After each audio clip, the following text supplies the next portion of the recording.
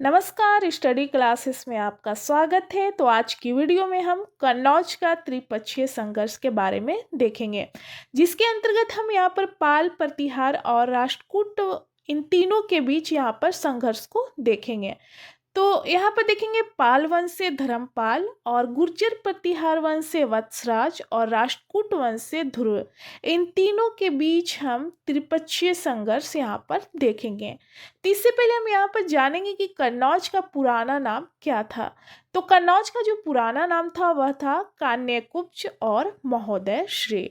यहाँ पर हम इन तीनों के बीच त्रिपक्षीय संघर्ष देखेंगे और इसके बाद हम देखेंगे अगला पॉइंट जो है कि वर्धन वंश के बाद कन्नौज पर आयुध वंश का शासन था और यहाँ पर हम आयुध वंश के बारे में जानेंगे।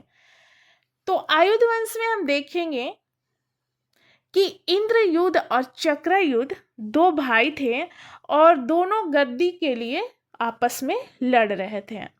तो इन दोनों भाइयों इंद्रयुध और चक्रयुध के बीच कन्नौज की गद्दी की प्राप्ति के लिए इनके बीच संघर्ष देखने को मिलता है। और इसका फायदा हम क्या देखते हैं यहाँ पर कि इसका फायदा पाल वंश, प्रतिहार और राष्ट्रकूट वंशों ने, इन तीनों ने मिलकर उठाया।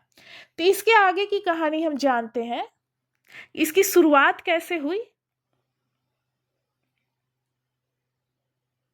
यहाँ पर देखेंगे कि गुर्जर प्रतिहार वंश का संस्थापक नागभट्ट प्रथम थे और वत्सराज को गुर्जर प्रतिहार साम्राज्य का वास्तविक संस्थापक यहाँ पर माना जाता है। वत्सराज ने क्या किया था कि चक्रयुध को हराकर इंद्रयुध को गद्दी पर बैठाया। यानी कि यहाँ पर इंद्रयुध और चक्रयुध दोनों भाई थे जो कि आयुध वंश से संबंधित थे। इसके बाद धर्मपाल यानी पाल वंश के शासक इंद्रयुध को हराकर फिर से क्या करता है कि चक्रयुध को गद्दी पर बैठाया। जबकि वत्सराज प्रतिहार वंश के शासक थे, इन्होंने क्या किया था कि चक्रयुध को हराकर इंद्रयुध को गद्दी पर बैठाया था। लेकिन धर्मपाल ने क्या किया, जो कि पाल वंश के शासक थे, इंद्रयुध को हरा देते हैं और फिर उसके जो भाई चक्रयुध होता है उसको गद्दी पर बैठा देते हैं। इसके बाद हम क्या देखते हैं कि धर्मपाल को वत्सराज ने हराया। वत्सराज कौन था, तो गुर्जर प्रतिहार वंश के शासक था। जबकि यहाँ पर हम क्या देखते हैं कि वत्सराज को ध्रुव ने हरा दिया। ध्रुव कौन था, राष्ट्रकूट वंश के शासक था। आप यहाँ पर देख सकते हैं यहाँ पर। उसके बाद हम आगे देखते हैं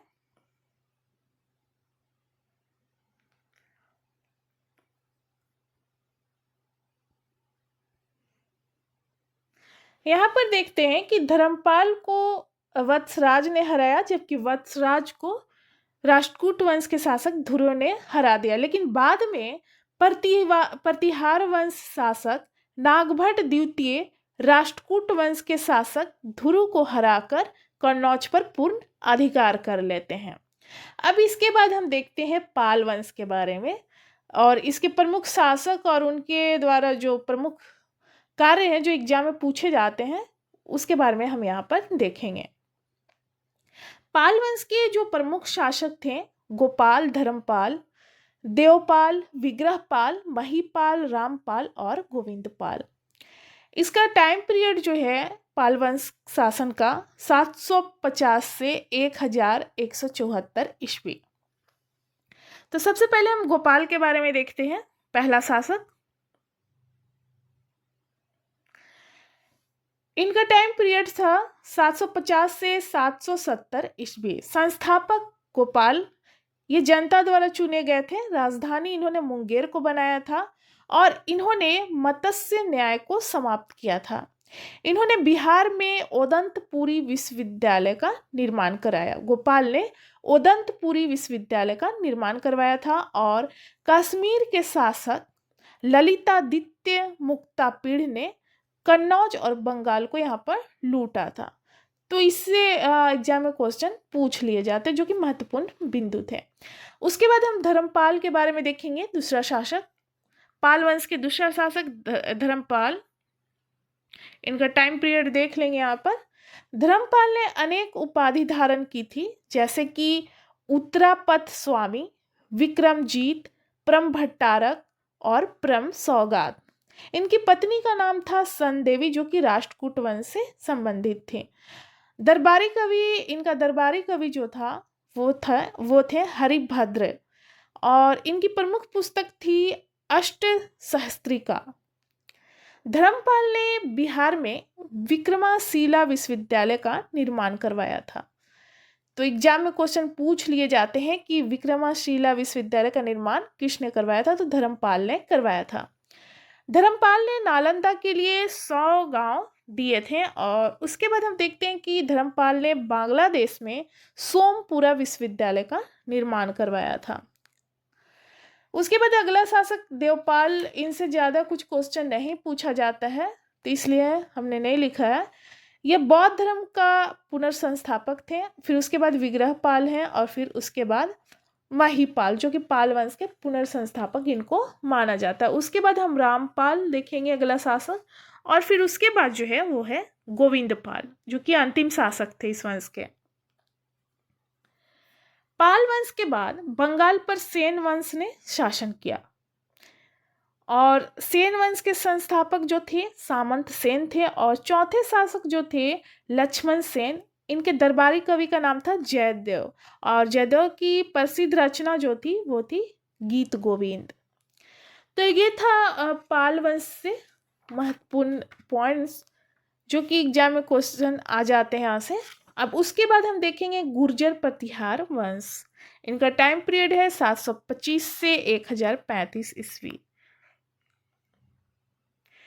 प्रतिहार के बारे में ऐसा माना जाता है कि द्वारपाल या रक्षक, ये वातापी के चालुक्यों के सामंत थे, और राजधानी जो बनाया था इन्होंने भीनवाल, जो कि राजस्थान में है।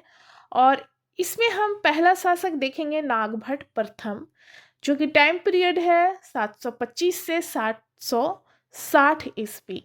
संस्थापक माना जाएगा नागभट्ट प्रथम। और इसके अंतर्गत हम पॉइंट देखेंगे। कवि चंद्र बरदाई ने अपनी रचना में लिखा है कि ऋषि वशिष्ठ द्वारा एक यज्ञ किया गया, जिसके अग्निकुंड से 4 वंशों का जन्म हुआ: प्रतिहार, परमार, चालुक्य और चौहान वंश। राजस्थान इतिहासकार के ये पिता कर्नल टॉड ने कहा कि गुर्जर जो थे, ये गुर्जर प्रतिहार वंश जो थे ये विदेशी हैं। इन्होंने माना है कि ये विदेशी हैं। पुलकेशिन द्वितीय के एहोल अभिलेख से गुर्जर शब्द मिलता है, और बाउक एवं घटियाला अभिलेख जो है कुनकुक ने जारी किया था। उसके बाद हम गुर्जर प्रतिहार वंश के अंतर्गत अगला शासक देखेंगे वत्सराज के बारे में, जो कि टाइम पीरियड है 780 से 795 ईस्वी। वत्सराज गुर्जर प्रतिहार वंश का वास्तविक संस्थापक था, और यह बहुत ही शक्तिशाली संस्थापक माना जाता है। इसने रणहस्तिन व जयवराह की उपाधि धारण की थी। इसने कन्नौज का त्रिपक्षीय संघर्ष की शुरुआत की थी। उसके बाद हम देखेंगे अगला शासक नागभट्ट द्वितीय, जिसमें यहाँ पर देखेंगे जो कि ये वत्सराज के पुत्र थे नागभट्ट द्वितीय। इसने कन्नौज का त्रिपक्षीय संघर्ष का अंत किया था, और ध्रुव को हराकर कन्नौज को अपनी राजधानी बनाया था।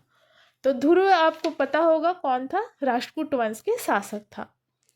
उसके बाद अगला पॉइंट देखेंगे, अगला नंबर का शासक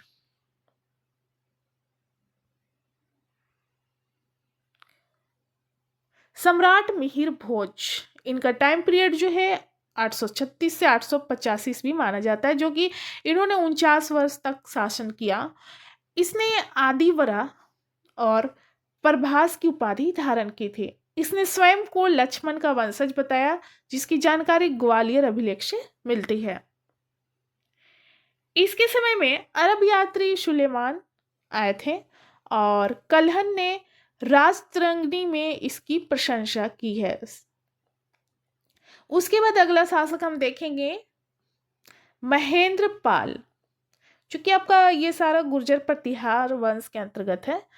इनका टाइम पीरियड भी यहाँ पर देख लेंगे 885 से 910 ईस्वी, और इन्होंने जो उपाधि धारण की थी वह था परम भट्टारक, महाराजाधिराज और परमेश्वर।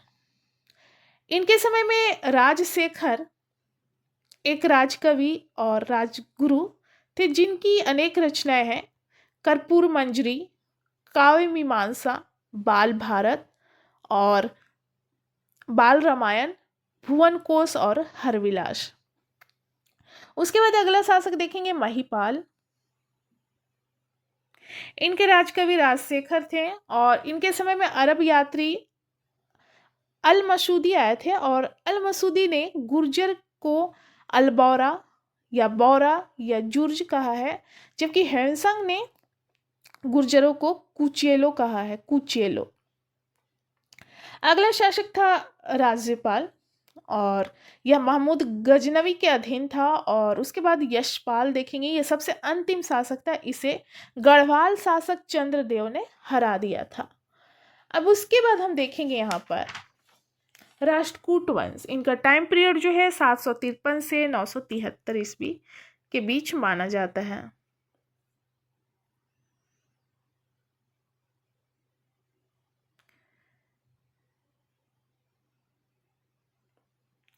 ऐसा माना जाता है कि वातापी के चालुक्य कीर्तिवर्मन के ये सामंत थे, और कीर्तिवर्मन को पराजित कर स्वतंत्र राज्य यानी कि राष्ट्रकूट वंश की स्थापना इन्होंने किया था। और राजधानी जो बनाया था यह मान्याखेत यानी कर्नाटक। अब इसके बाद हम देखेंगे यहाँ पर डिटेल से दंती दुर्ग, जो संस्थापक माना जाता है, दंती दुर्ग को माना जाता है राष्ट्रकूट वंश का संस्थापक। और अगला शासक इसके अंतर्गत देखेंगे कृष्ण प्रथम, जो कि कैलाश मंदिर का निर्माण कराया था, जो कि एलोरा महाराष्ट्र में है। कैलाश मंदिर को गुहा मंदिर के नाम से भी जानते हैं। उसके बाद गोविंद द्वितीय, और उसके बाद ध्रुव, जो कि त्रिपक्षीय संघर्ष में देखने को मिला, ध्रुव शासक के बारे में हमने देखा। और उसके बाद गोविंद तृतीय, इसने क्या किया कि पल्लव, पांड्य, केरल व गंग राजाओं को हराया था। और उसके बाद देखेंगे अमोघ वर्ष, जो कि जैन धर्म का अनुयायी था, और इनकी पुस्तक जो थी कविराज मार्ग, जो कि कन्नड़ भाषा में थी। और कर्क द्वितीय जो थे वो अंतिम शासक थे राष्ट्रकूट वंश के। तो इस प्रकार हम कह सकते हैं कि राष्ट्रकूट जो थे शैव, वैष्णव तथा जैन संप्रदाय के उपासक थे। तो इस प्रकार हम त्रिपक्षीय संघर्ष के बारे में, इन तीनों वंशों के बारे में देखें, पाल, प्रतिहार और राष्ट्रकूट वंश। तो यहाँ पर हमारा वीडियो समाप्त होता है। मिलते हैं अगले वीडियो में। धन्यवाद।